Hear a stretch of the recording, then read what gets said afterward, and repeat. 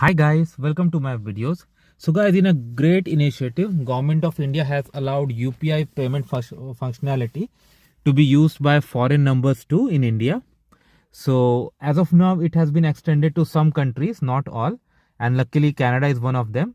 So I'm going to show you how you can activate UPI on international number for payments in India. Okay, and any other place where it is supported. So for that, you need to have like NRI account. So that is linked to your account. So with your like link to a bank account. So how you're gonna do? So recently I did it and I'm gonna show you. So first you need to go for this PhonePe app, install it. On the main page, this is the screen that's gonna appear. You see the flag of India. If you click on that drop down, it will show the country codes. Okay.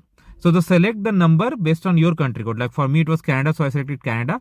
Then +91 got changed to 1, and then I put the number. Okay. Then you see here. Okay. Then it asks for some permissions, and that's important. You grant the permission like reading SMS and all. Okay, because what happens if you select that permission, it's gonna auto read SMS. So OTP was sent to me, and then that message was OTP was automatically picked up over here. Okay, as you see that before this prompt I had other prompts too that I allowed.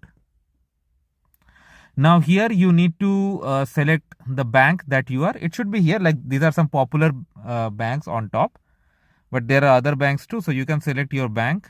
Okay, now it's gonna show the accounts that you own with the bank. Okay, and before you can use this facility, you need to click on set pin. So for your NRE and NRE account. So what's gonna happen when you do that?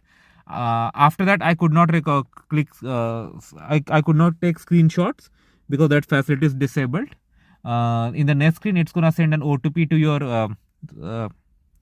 in the next screen it's gonna ask you for like your debit card number and expiry date. So it is linked to your account, right? So that you do, and after this it's gonna ask you for like OTP that bank is gonna send on your phone number.